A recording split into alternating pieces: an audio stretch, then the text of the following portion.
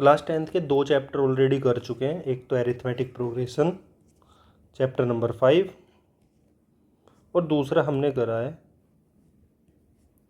Real number,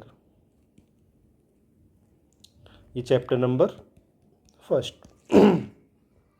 आज जो हम करने वाले हैं उस चैप्टर का नाम है pair of linear equation in 2 variable. ठीक है, क्या होता है देखेंगे। हिंदी में बोलेंगे दो चरों वाले रैखिक समीकरण।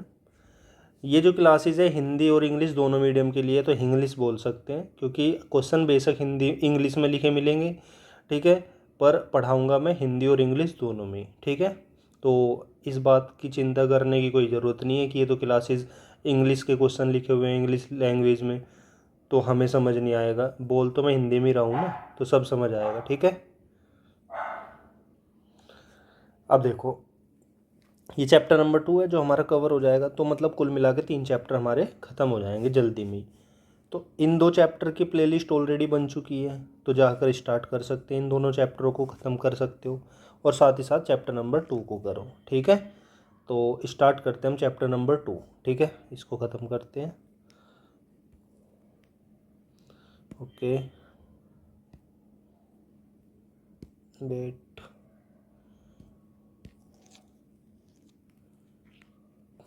चलो चैप्टर का, जैसे कि चैप्टर का नाम है pair of linear equation. Pair यानी कि पेयर बनाना है। सबसे पहली बात तो हमें पेयर वर्ड पता चल रहा है कि पेयर बन रहे होंगे।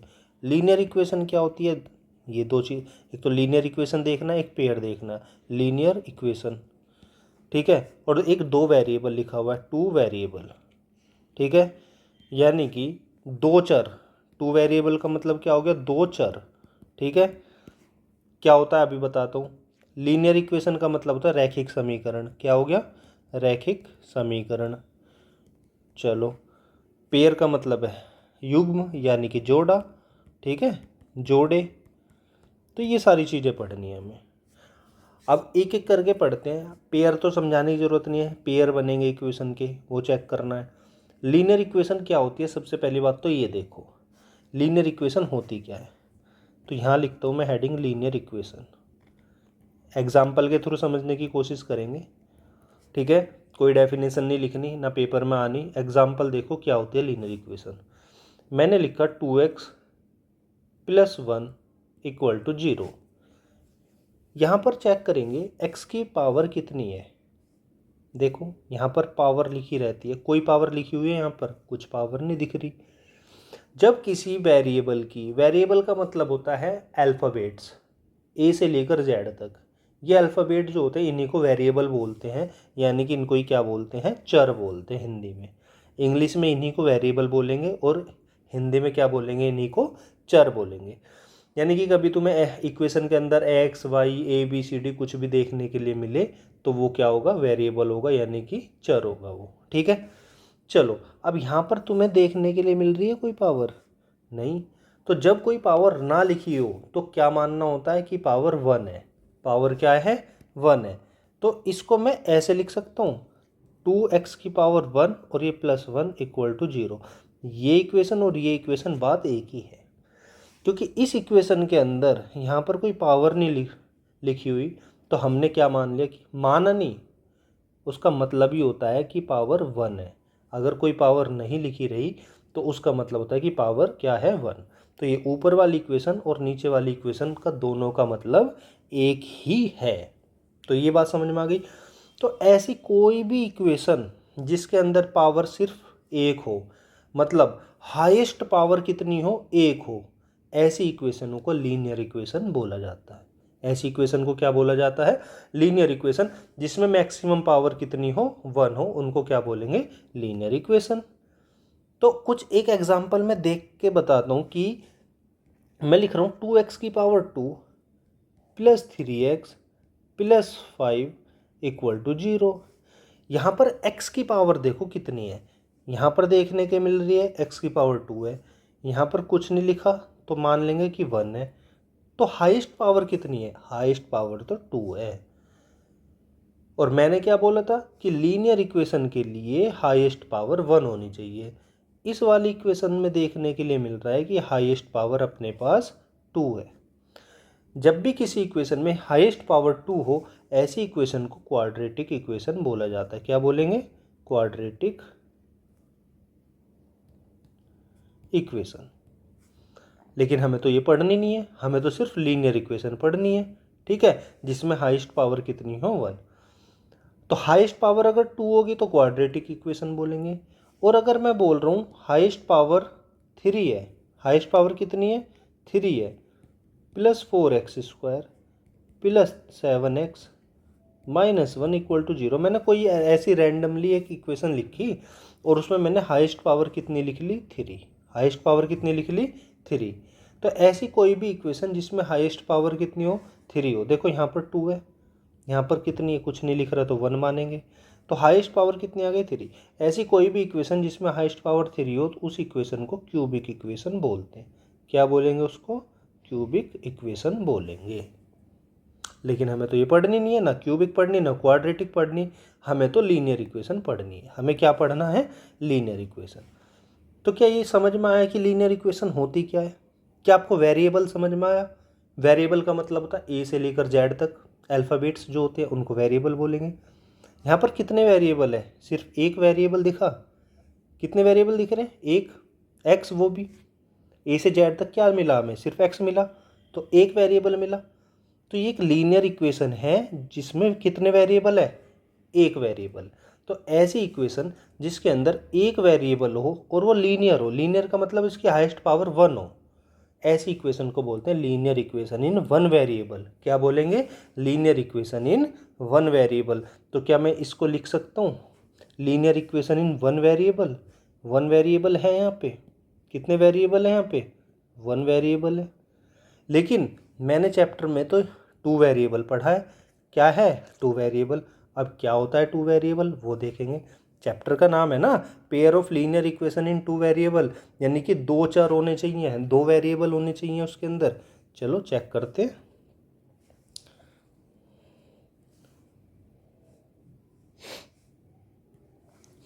अब देखो, मैं इक्वेशन के थ्रू ही तुम्हें समझाने की कोशिश करूँगा कि 2 वेरिएबल कैसे। मैंने लिखा 3x plus 4y equal to 0। क्या लिखा? 3x plus 4y equal to 0। अब देखो यहाँ पर x की पावर कितनी है? x की पावर यहाँ पर देखने के लिए मिल रही है कि यहाँ पर तो x की पावर 1 है। y की पावर कितनी है? यहाँ पर भी y की पावर कितनी है? 1 है। तो यानी कि 1 पावर मैक्सिमम होनी चाहिए। मैक्सिमम पावर अगर 1 है तो उसको क्या बोलेंगे? लीनियर इक्वेशन बोलेंगे। लेकिन एक बात देखोगे यहाँ पे, क्या कि यहाँ पर 2 वेरिएबल यूज हुए हैं, एक तो x और एक y। तो लीनियर इक्वेशन है, ये तो हमें समझ में आ गया कि पावर 1 है मैक्सिमम, तो लीनियर इक्वेशन है। लेकिन इस बार कितने वेरिएबल्स यूज हुए हैं? एक x है और एक y है, यानी कि 2 वेरिएबल यूज हुए हैं। ऐसी इक्वेशन जिसके अंदर मैक्सिमम पावर 1 हो और 2 वेरिएबल यूज हुए हो उसको बोलेंगे लीनियर इक्वेशन इन 2 वेरिएबल। क्या बोलेंगे इंग्लिश में? Linear equation. लीनियर इक्वेशन क्यों? क्योंकि एक ही पावर है, मैक्सिमम पावर कितनी है? एक है। देखो यहाँ पर x की पावर कितनी है? एक है। y की पावर कितनी है? एक है। तो मैक्सिमम पावर 1 है, तो उसको क्या बोलेंगे? Linear equation. और कितने वेरिएबल है? 2 वेरिएबल है, एक तो x और एक y, तो बोलेंगे लीनियर इक्वेशन इन 2 वेरिएबल। तो अब समझ आया क्या होती है लीनियर इक्वेशन इन 2 वेरिएबल? यानी कि दो चर वाले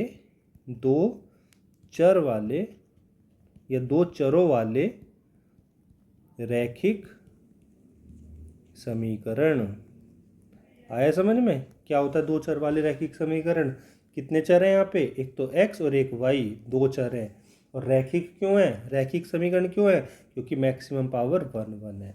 तो अब समझ आया कि 2 चर वाले रैखिक समीकरण का मतलब क्या होता है? ये होता है 2 चर वाले रैखिक समीकरण का मतलब।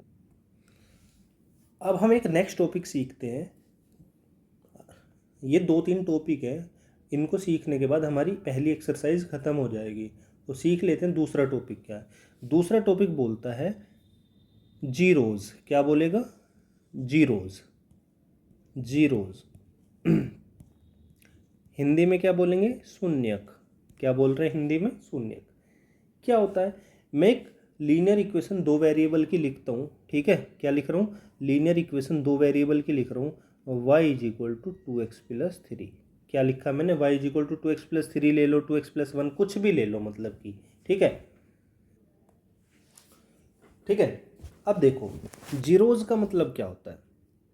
जीरोज का मतलब होता है जीरो। जीरोज का मतलब क्या होता है, जीरो। शून्य का मतलब शून्य। ठीक है, इस इक्वेशन में 2x प्लस 3, जहां पर वेरिएबल x दिख रहा है आपको, इस x की वैल्यू जीरो लानी है।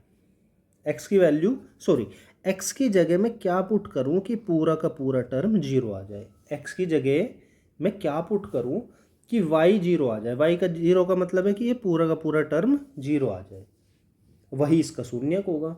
यानी कि मुझे ओवरऑल y की वैल्यू जीरो लानी है। फिर से समझो, मैं x की जगह क्या वैल्यू रखूं कि ये पूरा का पूरा टर्म जीरो आ जाए।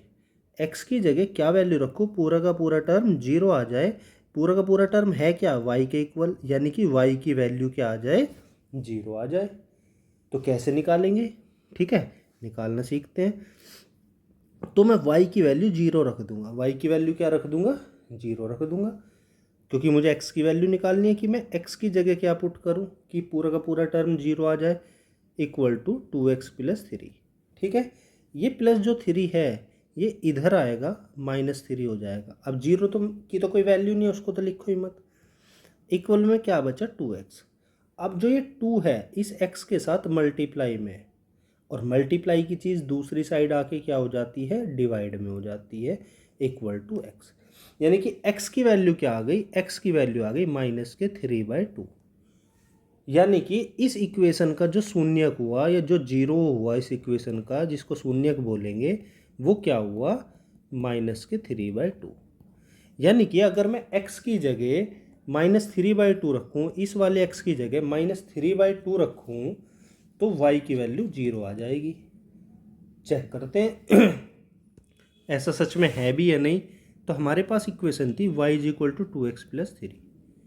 अब x की जगह मैं -3/2 रखता हूँ। ये तो 2 है ही x के साथ, मुझे तो x की जगह पुट करनी है वैल्यू। क्या करनी है पुट, -3/2, और ये +3 है। ठीक है, अब देखो 2 डिवाइड में और ये ऊपर है तो ये कट जाएगा। अब यहाँ क्या बचा, -3, और उधर क्या बचा, +3। -3 से +3 कटा, आंसर कितना आ गया, 0। यही तो देखना था कि x की जगह क्या वैल्यू रखूँ, x की जगह कि 0 आ जाए। तो x की जगह -3/2 रखेंगे। ठीक है, तो y की वैल्यू क्या आ गई आपके पास, 0। यानी कि इस पूरे टर्म को मैंने सोल्व करा, देखो इधर, तो सोल्व करने के बाद क्या आया आंसर, 0। तो मैंने क्या वैल्यू रखी, मैंने -3/2 रखी, और निकाली कैसे, y को 0 रख के। y को 0 ही तो लाना था हमें, तो हमने x की वैल्यू ऐसे सोल्व करके -3/2 निकाली। तो कोई पूछे इस इक्वेशन का शून्य क्या होगा, यानी कि 0 क्या होगा, तो बोलेंगे -3/2। निकालने का तरीका, y की को 0 रखो, इक्वल में जो इक्वेशन है वो एज इट इज़ रखो, +3 इधर आया, 2 डिवाइड में गया। इस तरीके से एक क्वेश्चन और करके देखते हैं। मैं कोई भी इक्वेशन मानता हूँ, 3x प्लस 4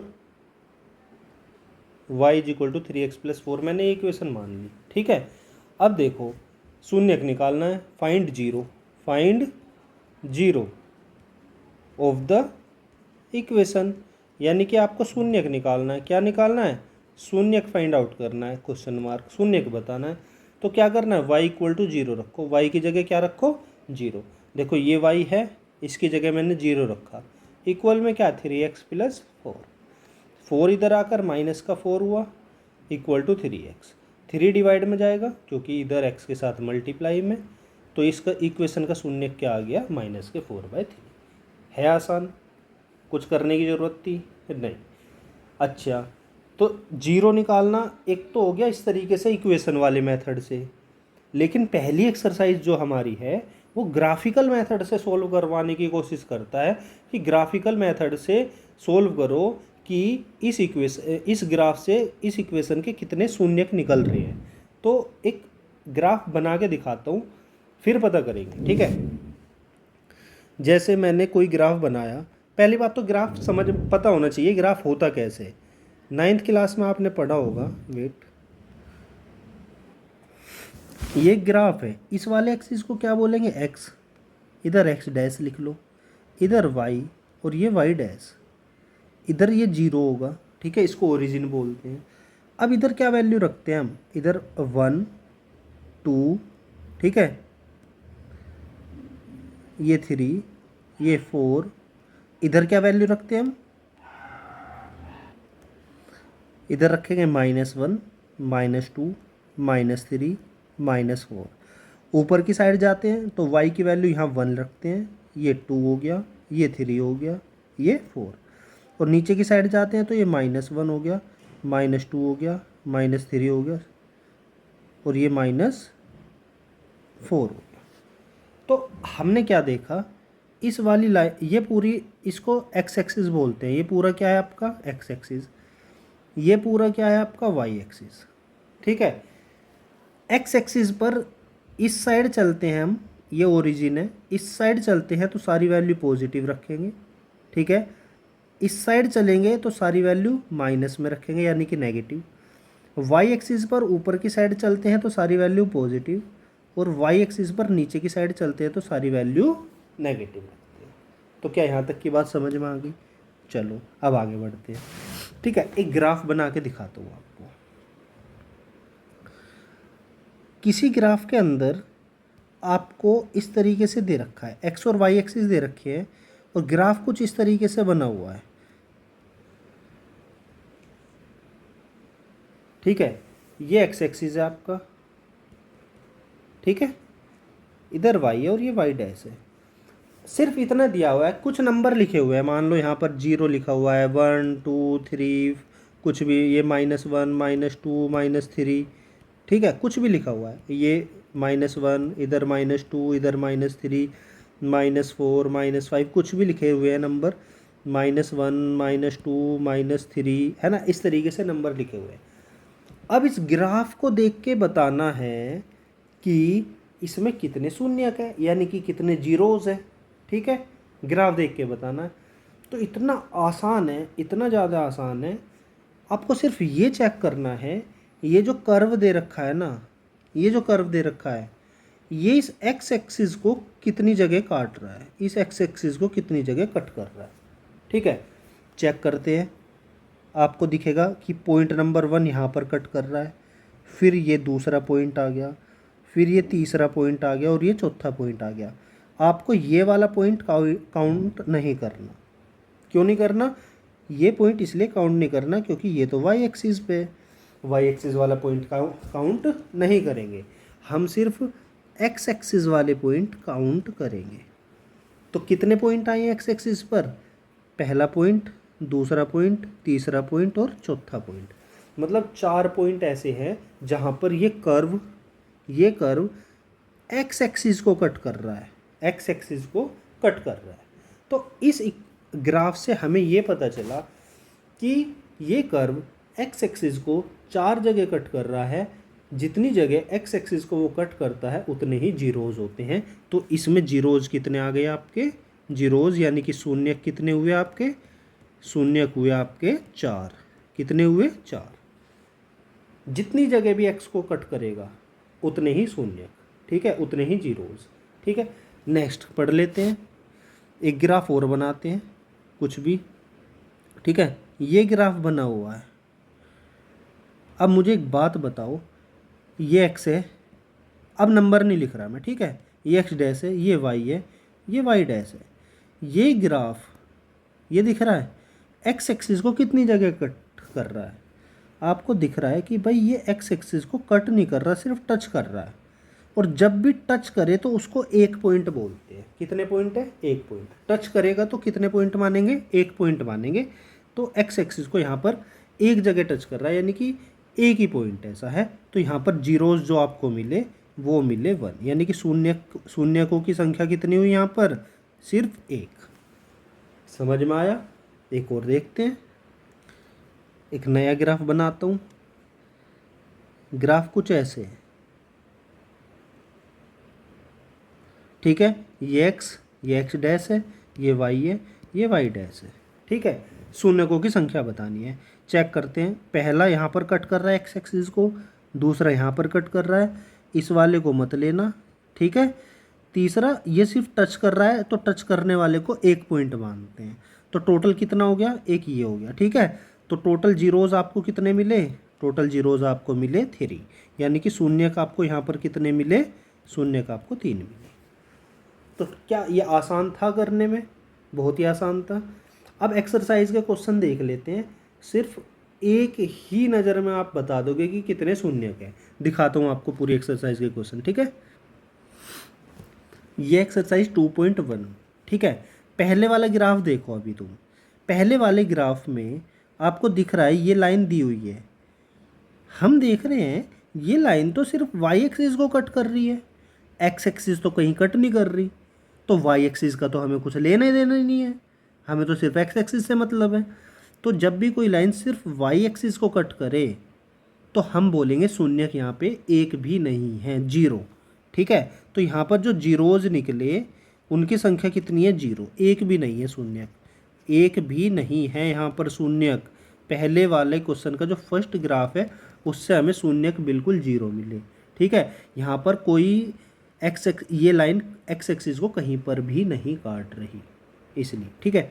दूसरा देख लेते हैं ग्राफ। देखो ये वाला ग्राफ दिया हुआ है, ये लाइन यहाँ पर वाई एक्सिस को कट कर रही है, इससे हमें कोई लेना देना नहीं है, जैसे पहले वाले ग्राफ में, इससे तो कोई लेना देना ही नहीं है। यहाँ पे आगे बढ़ो। अच्छा, यहाँ पर वाई एक्स एक्सिस को कट कर रही है, तो सिर्फ एक जगह ये वाला कर्व जो है सिर्फ एक जगह एक्स एक्सिस को कट कर रहा है। तो यहाँ पर सेकंड वाले क्वेश्चन में जो जीरोज आए आपके, जो जीरोज आए वो कितने आए, 1, यानी कि शून्यकों की संख्या कितनी आ गई यहाँ पे, वो सिर्फ 1 आई है। ग्राफ नंबर 3 पे चलते हैं। ग्राफ नंबर 3 खुद भी देख के बता सकते हो कितनी जगह कट कर रहा है, बताइए। एक तो ये पॉइंट, इससे कोई लेना देना नहीं है, ये तो बेकार का, ठीक है। एक पॉइंट, एक दूसरा पॉइंट ये है और एक तीसरा पॉइंट ये है, तो 3 पॉइंट देखने के लिए मिले। एक तो ये वाला पॉइंट, एक ये वाला पॉइंट, एक ये वाला पॉइंट। तो शून्यकों की संख्या कितनी हो गई यहाँ पे, जीरोज कितने हो गए आपके पास, 3। जीरोज कितने हो गए आपके पास यहाँ पे, 3, यानी कि शून्य का आपके पास आ गए यहाँ पर 3। ग्राफ नंबर 4 की तरफ बढ़ते हैं। क्या बोलता है ग्राफ नंबर 4, कितनी जगह कट कर रहा है, चेक करो। एक तो ये और एक ये, 2 जगह कट कर रहा है, वाई एक्सिस से तो मतलब ही नहीं है। तो यहाँ पर आपको जो 4th नंबर पे मिले शून्य यानी कि जीरोज, वो मिले 2 जगह कट कर रहा है ना, यानी कि शून्य का आपके पास मिलते हैं 2, ठीक है। चलो ग्राफ नंबर 5 देखो, ध्यान से जूम कर रहा हूँ मैं। एक तो ये पॉइंट मिला, एक ये पॉइंट मिला, इस वाले से तो कोई मतलब ही नहीं है।